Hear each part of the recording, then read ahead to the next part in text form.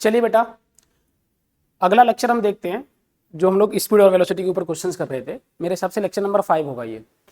चलिए देखते हैं। यहां पर अगर मान लो, देखो इस तरह के क्वेश्चंस भी इसमें आ सकते हैं, जैसे कि इक्विलेटरल ट्रायंगल एक दिया है और उस वर्टेक्स पर, उस ट्रायंगल के वर्टेक्स पर 3 पार्टिकल अलग अलग हैं। मान लो 3 बंदे हैं और तीनों बंदे एक दूसरे के पीछे भागना चाहते हैं और तीनों एक साथ मिलना चाहते हैं, एक दूसरे को पकड़ना चाहते हैं, लेकिन जब भागेंगे तो तीनों की स्पीड सेम होनी चाहिए। तो बताओ कितने समय बाद मिलेंगे? ऐसे क्वेश्चंस भी देखने को मिल सकते हैं आपको। जरा समझिए मैंने क्या बोला। हमारे पास एक इक्विलेटरल ट्रायंगल है, ये एक पार्टिकल यहां है, एक पार्टिकल यहां है और एक पार्टिकल यहां है। ये हमारा है इक्विलेटरल ट्रायंगल।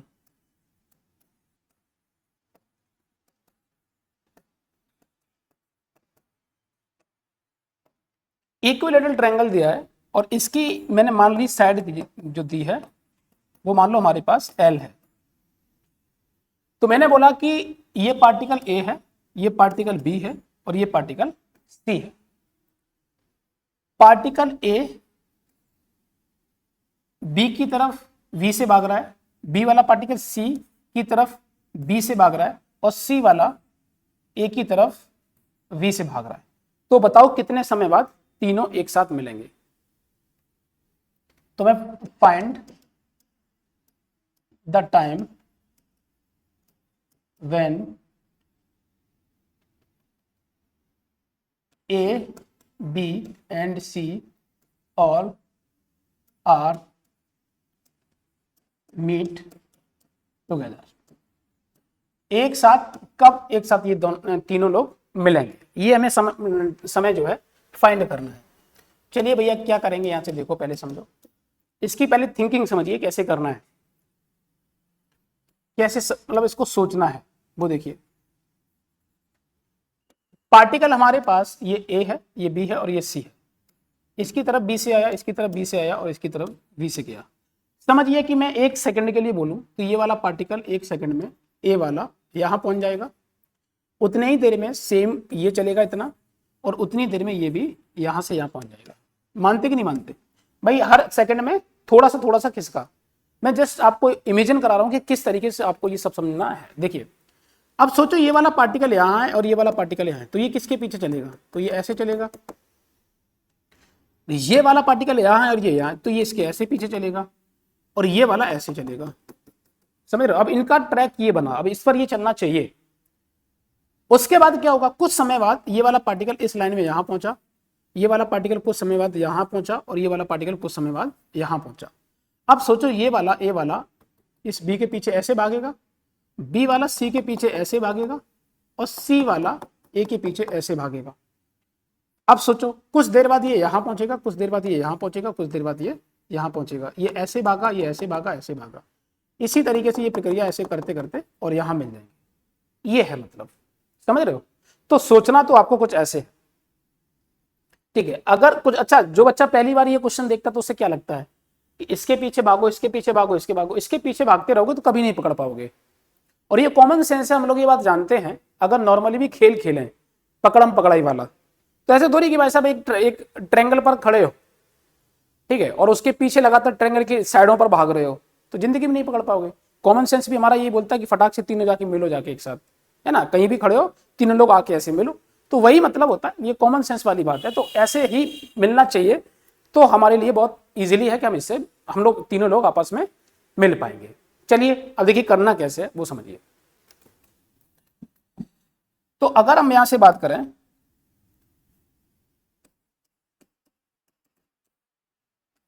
ऐसे क्वेश्चंस करने के लिए बहुत छोटी सी बात है, जरा समझिए। ये भी है, ये भी है और ये भी है। ये A है, ये B है और ये C है। अब आप जानते हैं इक्विलेटरल ट्रायंगल में कितना एंगल बनता है साइडों का? तो हम बोलेंगे 60 डिग्री पर ये इंक्लाइन होते हैं। भैया मैं B और C पार्टिकल के बारे में बात कर लेते हैं, जरा सोचिए।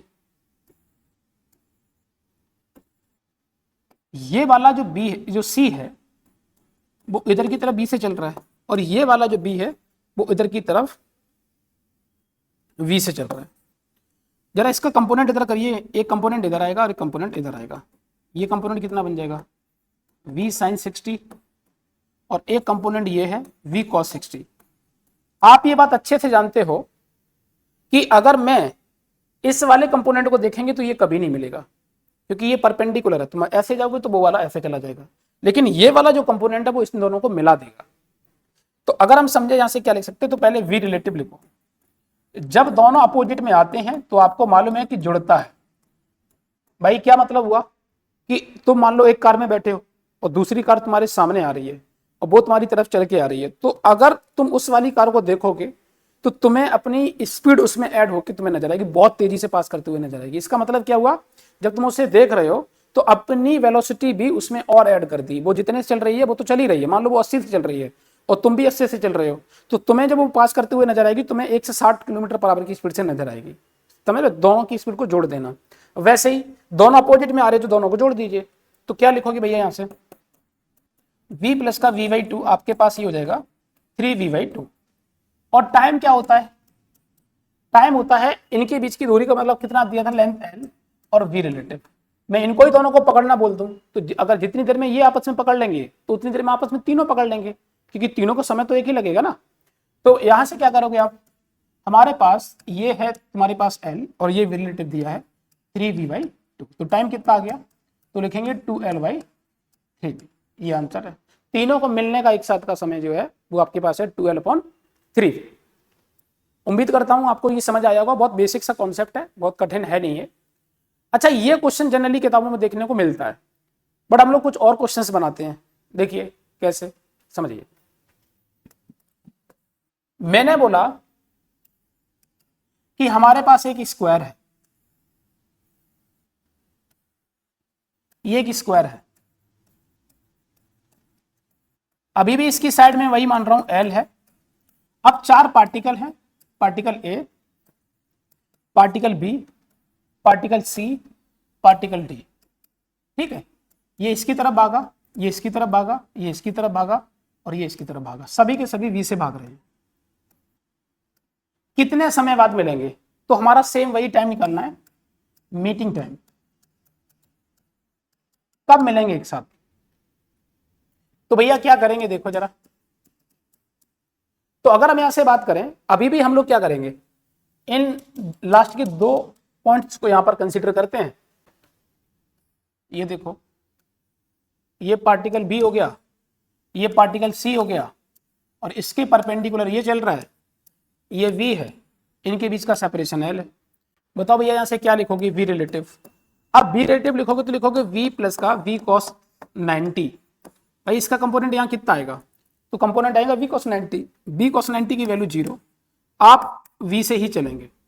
तो टाइम क्या लिखोगे भैया, टाइम लिखोगे TL/v रिलेटिव। और v रिलेटिव का यहां पर काम जो होगा वो कितना है, v है, तो आप लिखोगे L/v टाइम आएगा। क्लियर है। इसी तरीके से हेक्सागोनल के ऊपर अगर क्वेश्चन आता है तो कैसे करना है वो भी देखिए। इसे आप नोट करो, देखो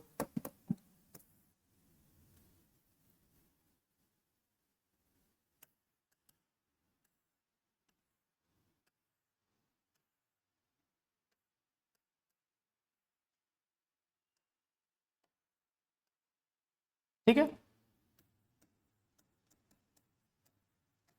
हेक्सागोनल है जिसकी साइड अभी भी मैं कितना ले रहा हूं, L ले रहा हूं। तो आप जानते हो कि इसमें क्या होता है, ये एंगल आपस में 120 पर इंक्लाइन होते हैं।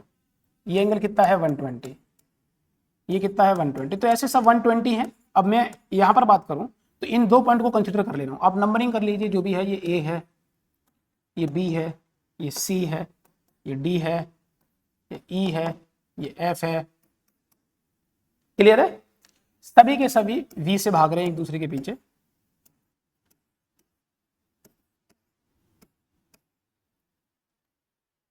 ठीक है, ये हुआ। अब तुम्हें फिर से क्या करना, वही सेम चीज, हमें टाइम निकालना है इसका, मीटिंग टाइम।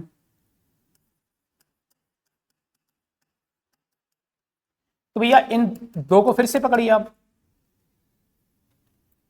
क्या करेंगे, यहां पर ये 2 पार्टिकल कंसिडर किए मैंने, सी और डी, ये ऐसे चल रहा है V से, ये ऐसे चल रहा है V से, ये एंगल 120 है, तो हॉरिजॉन्टल से ये एंगल कितना आया 60। ध्यान रखना एक्सटीरियर एंगल के बारे में बात कर रहा हूं, बाहरी एंगल का, तो बाहरी एंगल आपका कितना आ रहा है 60। लेंथ यहां से कितनी है ये दोनों की L, मैंने इसका कंपोनेंट इधर कर दिया V cos 60 और एक ऊपर जाएगा V sin 60, तो V sin 60 वाला तो मिलेगा नहीं, यही वाला इसको इसी के अलोंग जोड़ सकता है। ऑब्वियसली बात है पीछे वाली इस वाली वेलोसिटी से ज्यादा है तो पकड़ लेगा। ये कितना लिखा है, ये लिखा है V/2 और पीछे से जो आ रहा है वो कितना V से, तो कन्फर्म है एक ही लाइन में आगे वाला धीरे चल रहा है पीछे वाला तेज चल रहा है तो पकड़ लेगा जाके, ठीक है। अब सेम डायरेक्शन पर होने पर क्या होगा, तो सेम डायरेक्शन पर V रिलेटिव नेगेटिव आना चाहिए, मतलब ये आपका जो कंपोनेंट है वो माइनस होना चाहिए। तो भैया यहां से कितना होगा V माइनस का V/2 और आपका आंसर आ गया V/2 V रिलेटिव आ गया, ठीक है।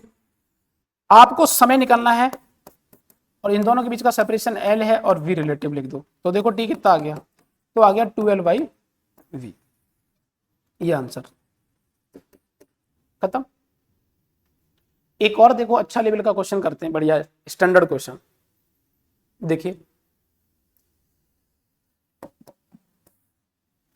मैंने बोला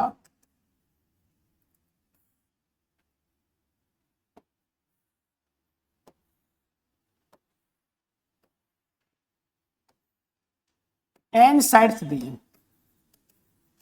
और वो भी इक्वल है, इक्वल साइड्स, सभी की लेंथ मैंने L ली है,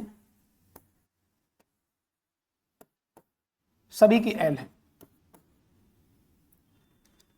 सब एक दूसरे के पीछे V से भाग रहे हैं।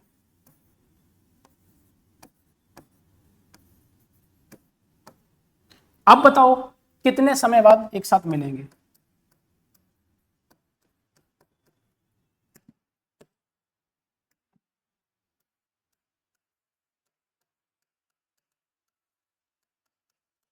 जरा सोचिए कैसे करेंगे हम।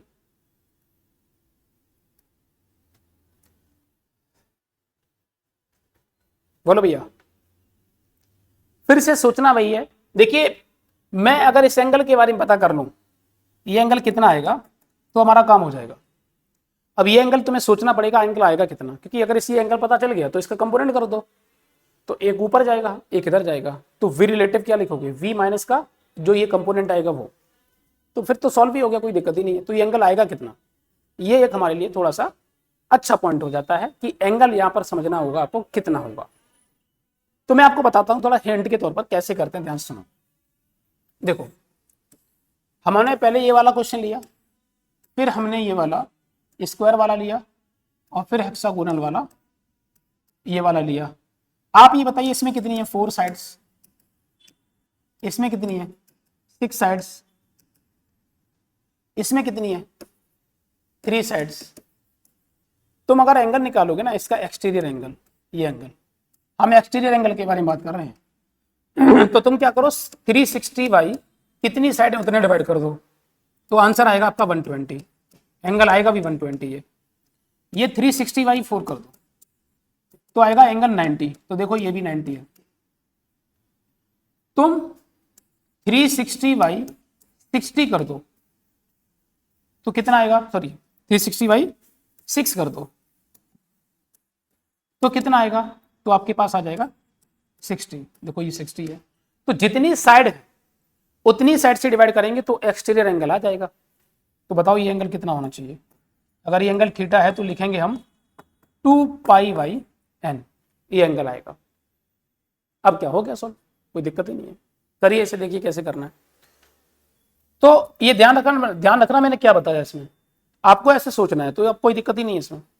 चलिए देखिए अगर हम यहां से बात करें तो हमारे लिए होगा एक ये साइड और एक इधर वेलोसिटी आएगी, एंगल आपका बन गया 2π/n और ये आपके पास एक V इधर है, इन दोनों के बीच का सेपरेशन L है।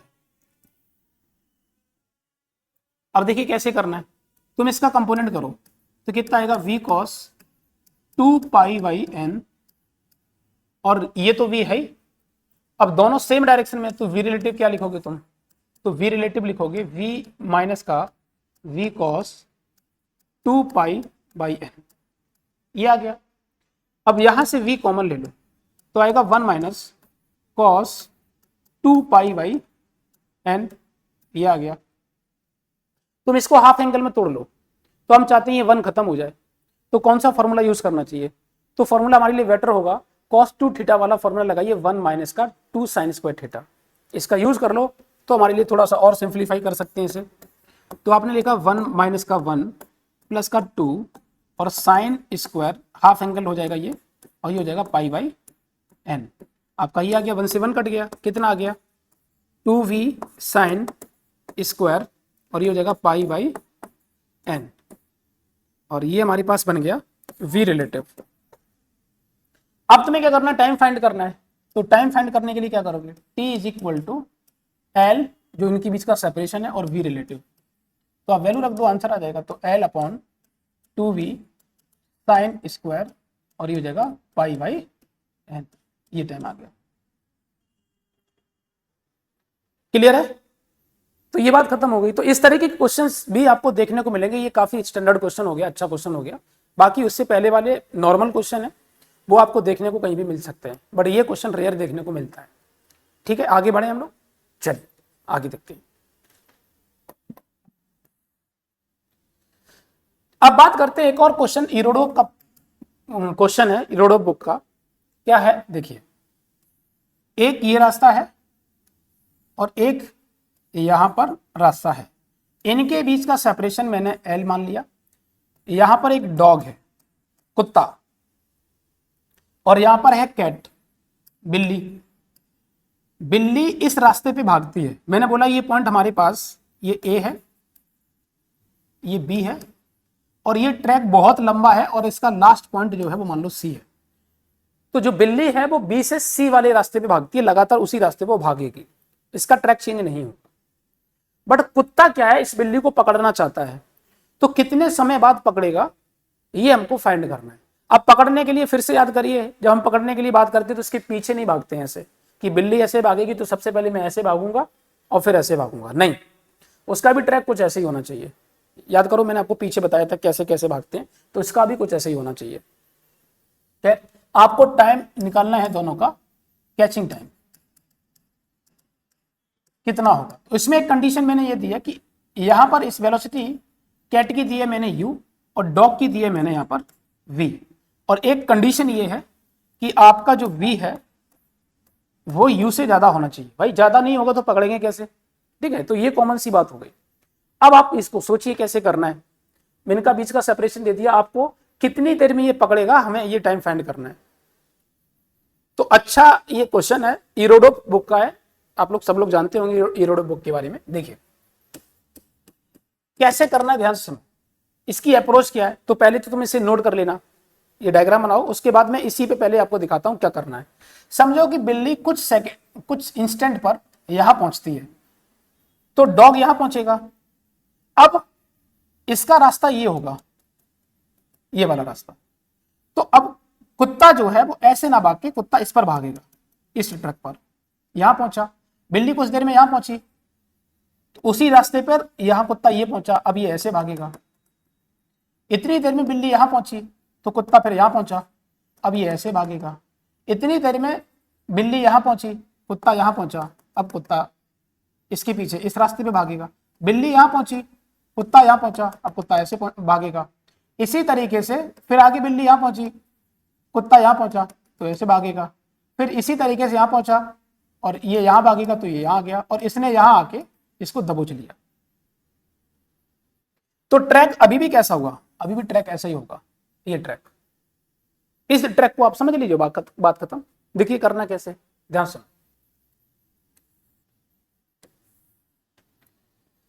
ये लेंथ L है और यहां पर कैट को डॉग ने पकड़ लिया, ये सीन। उस टाइम पर इसकी वेलोसिटी कितनी है, उस टाइम पर इसकी वेलोसिटी u है, और सिचुएशन कि यहां पर जो डॉग का डायरेक्शन होगा वो कुछ ऐसे होगा। ये हम इसका कंपोनेंट, इसके बीच का एंगल मान लेते हैं थीटा है, जिस टाइम पर इसको पकड़ते हैं। पकड़ने के लिए दोनों ऐसे तो भागेंगे नहीं कि डॉग भी ऐसे जाके पकड़ेगा, नहीं ऐसे दबोचेगा। और इस इंस्टेंट पर इसकी डायरेक्शन मैंने मान ली है कि डॉग की ऐसी और कैट तो ऐसे ही भाग ही रही है। अब बताओ इसका कंपोनेंट इसके अलोंग करिए तो कितना आएगा, ये आ जाएगा हमारे पास u cos थीटा। दोनों जब सेम डायरेक्शन में भागते हैं, अभी मैंने आपको पीछे भी बताया था, तो हम लोग क्या करते हैं, हम लोग रिलेटिव वेलोसिटी को घटाते हैं। ज्यादा कौन है, v ज्यादा है, तो u cos थीटा कम है, तो आप इसमें इसको सब्ट्रैक्ट करिए। एक ऑप्शन ये भी होता है ना, इसमें इसको सब्ट्रैक्ट कर दो, लेकिन जो ज्यादा होगा उसी को सब्ट्रैक्ट करना पड़ेगा कम वाले में, है ना। देखिए अब देखिए तुमको क्या लिखना है, इस वेलोसिटी को क्या लिख सकते हो, तो आप बताओ इनके बीच का सेपरेशन लगातार बढ़ रहा है घट रहा है, तो बोलेंगे सेपरेशन लगातार घट रहा है। तो जो चेंज होगा इनके सेपरेशन वाले का, वो चेंज नेगेटिव आना चाहिए, क्योंकि चेंज का मतलब होता है फाइनल माइनस इनिशियल। तो अभी इनिशियल ज्यादा है और जब भी कुछ देर बाद जाएंगे तो कम बचेगा, तो चेंज नेगेटिव आएगा। तो क्या लिखोगे तुम, इसको लिखोगे माइनस का dl बाई dt, और ये बन जाएगा आपका v माइनस का u cos थीटा। क्लियर है। अच्छा एक और चीज है, अगर मैं इसको ट्रायंगल बना लूं तो बताओ cos थीटा क्या लिख सकते हो, तो इस ट्रायंगल का ये बेस है u, और ये तो u तुम्हारा जो वास्तविकता में वो कहाँ है, u तो तुम्हारा ये है ना, ये u इसकी, और ये वेलोसिटी इसकी डॉग की है v। तो क्या लिखोगे यहां पर, लिखोगे आप u बाई वी। अब देखो यहां से तुमने लिखा v माइनस का u, और ये बन जाएगा u बाई वी, ये आ गया। यहां से कितना आ जाएगा, एलसीएम ले लीजिए, तो आ जाएगा वी स्क्वायर माइनस का यू स्क्वायर अपॉन वी आ जाएगा। अब यहां से देखो तुमने माइनस का डीएल लिखा, इधर लिखा आपने वी स्क्वायर माइनस का यू स्क्वायर अपॉन का वी, और इधर बन जाएगा आपका dt। इंटीग्रेट कर लीजिए, स्टार्टिंग टाइम में इन दोनों के बीच का गैप कितना है, तो बोलोगे l। उस टाइम पर टाइम कितना है, तो टाइम स्टार्टिंग का t इक्वल टू 0 है, कैट और डॉग का दोनों का। कितने समय बाद पकड़ेंगे, तो मैंने मान लेता हूं कि जब ये यहां पर एक दूसरे को पकड़ेंगे तो ये हमारे पास आ जाएगा t equal to T time, तो ये 0 है और ये आपका कैपिटल T हो गया, और कैपिटल T टाइम पर इनका सेपरेशन 0 हो जाएगा, उनके बीच की दूरी बचेगी नहीं। तो अब ये हो गया, तो आप इसे क्या लिखोगे, ये L लिखोगे, dl का इंटीग्रेशन L, और 0, अब L से 0 लिमिट लगाइए, ये हो जाएगा आपके पास V square U square upon V, और ये हो जाएगा पूरा का पूरा T। क्लियर है। अब देखो यहां से मैं इसे मिटा देता हूं उधर का पार्ट,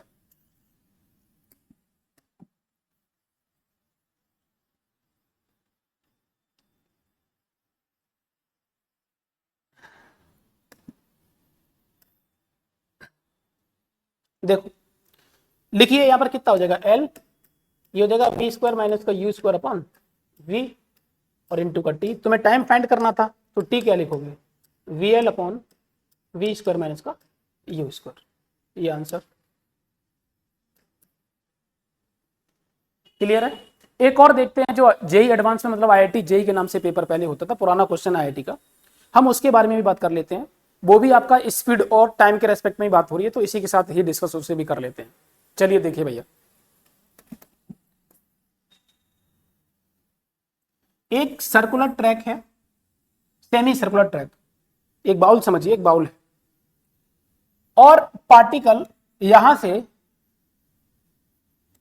से चलना स्टार्ट करता है, और एक मैंने यहां पर एक वायर कनेक्ट किया, फ्रिक्शनलेस वायर, ठीक है।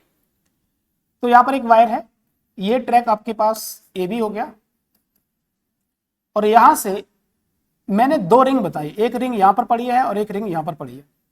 दो रिंग को हम यहां से रिलीज कर रहे हैं। ये वाली जो रिंग है वो हॉरिजॉन्टली किसी यू स्पीड से चलती है, लगातार कांस्टेंट स्पीड से ए टू बी जाएगी, और मैंने कह दिया कि इनका डिस्प्लेसमेंट जो है, मान लो कि यहां पर ये एल है, और एक रिंग जो नीचे की तरफ जा रही है ना, नीचे की तरफ, उसका भी हॉरिजॉन्टल कंपोनेंट हमेशा यू रहने वाला है, कि चाहे रिंग यहां आ जाए तो भी उसका हॉरिजॉन्टल कंपोनेंट यू रहना है, चाहे वो यहां आ जाए तो भी, और हर जगह इस पूरे ट्रैक पर इसका हॉरिजॉन्टल कंपोनेंट यू ही रहेगा। और ऊपर वाले रिंग का तो कांस्टेंट स्पीड ही दी है, उसकी यू है।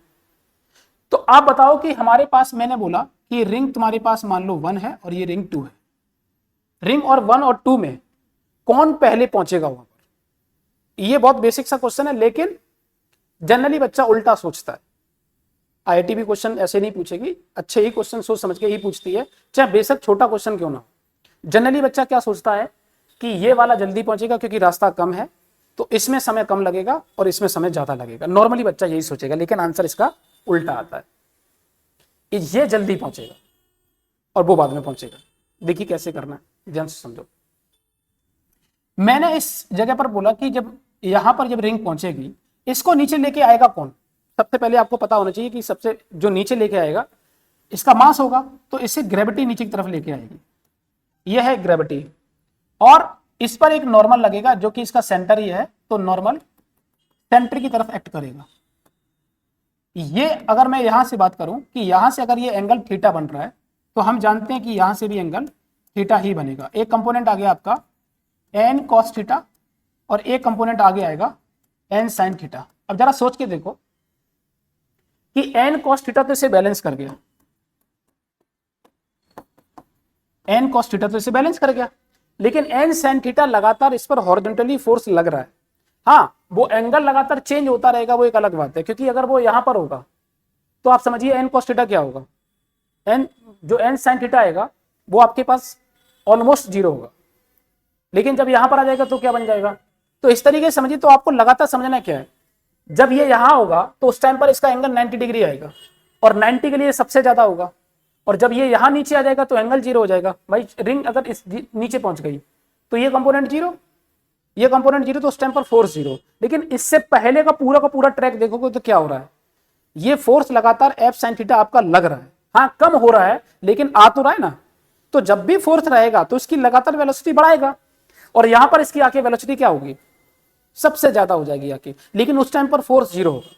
लेकिन आगे आने वाली सिचुएशन में समझो, मान लो कि इस जगह पहुंच गया, mg ऐसे लगेगा, नॉर्मल ऐसे लगेगा, मान लो ये एंगल अल्फा हो गया, तो एंगल आप यहां से अल्फा ले लो, तो ये कितना बन गया n cos अल्फा, और नीचे इधर क्या हो जाएगा n sin अल्फा।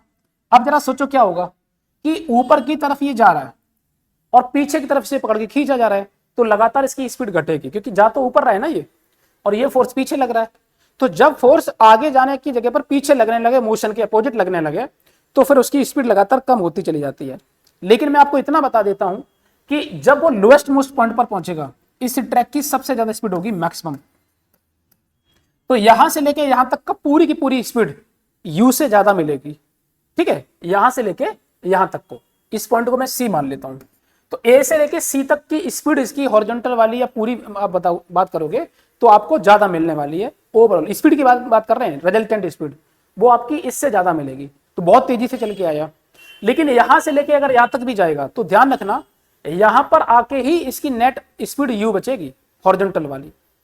उससे पहले की आप लगातार घटा भी रहे हो तो भी उसकी u से ज्यादा ही होगी स्पीड। क्यों?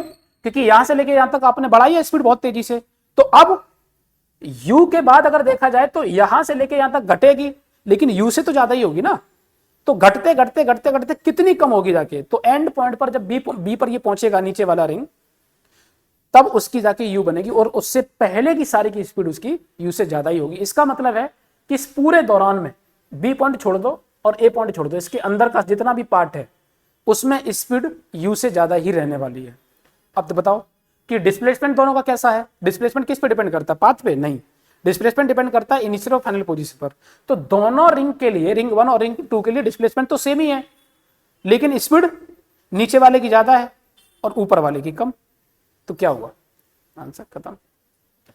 तो टाइम अगर आप लोगे तो टाइम 1 के लिए निकालोगे तो क्या लिखोगे, ऊपर वाले का टाइम जो आएगा वो u, सॉरी डिस्प्लेसमेंट कितना लिया मैंने l बाई u, और नीचे वाले का क्या लिखोगे, डिस्प्लेसमेंट दोनों का सेम होगा लेकिन स्पीड मैंने कुछ v मान ली, और ये v हमेशा u से ज्यादा रहने वाली है। तो क्या हुआ, टाइम ये वाला कम हुआ तो 1 वाला ज्यादा हो गया।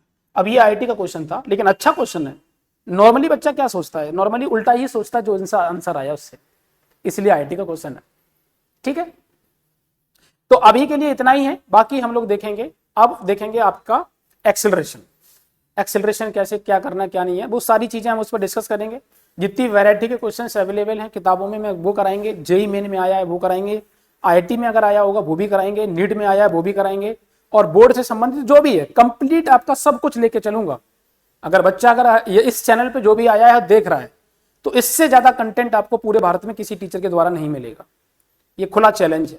मैं जितना भी पढ़ाऊंगा बहुत ज्यादा अच्छे से आपको पढ़ाऊंगा, बहुत अच्छे से रिसर्च करके सारी चीजों को पढ़ा रहे हैं।